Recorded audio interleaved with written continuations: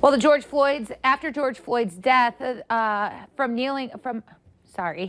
George Floyd's death under the knee of a police officer in Minneapolis sparked weeks of protests nationwide and calls for police reform. Now, the House is on the verge of passing legislation named in his honor.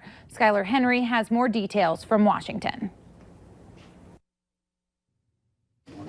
The House is prepared to pass a police reform bill on the 1-month anniversary of George Floyd's death. It was not until the advent of the cell phone camera that the stories of police abuse were finally exposed to the world.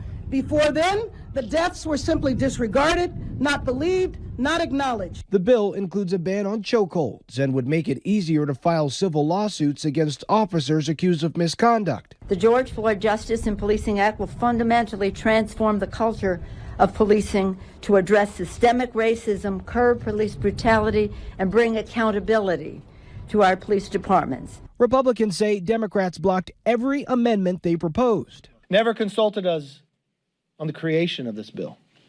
I've reached out to those on the Democrat side, explaining that I wanted to make law. I wanted to work together, and I still do. Senate Democrats made the same complaint before blocking a Republican police reform bill Wednesday.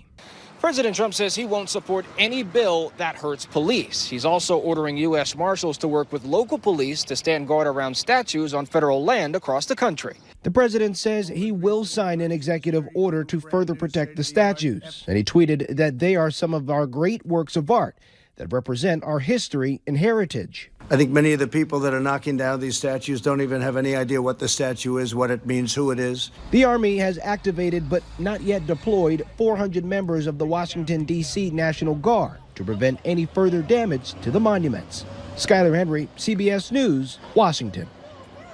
Senate Majority Leader Mitch McConnell has already said he will not bring up the House's police reform bill for a vote in the Senate, calling it an overreach. Well, still to come, we take a look at what skills employers are now looking for.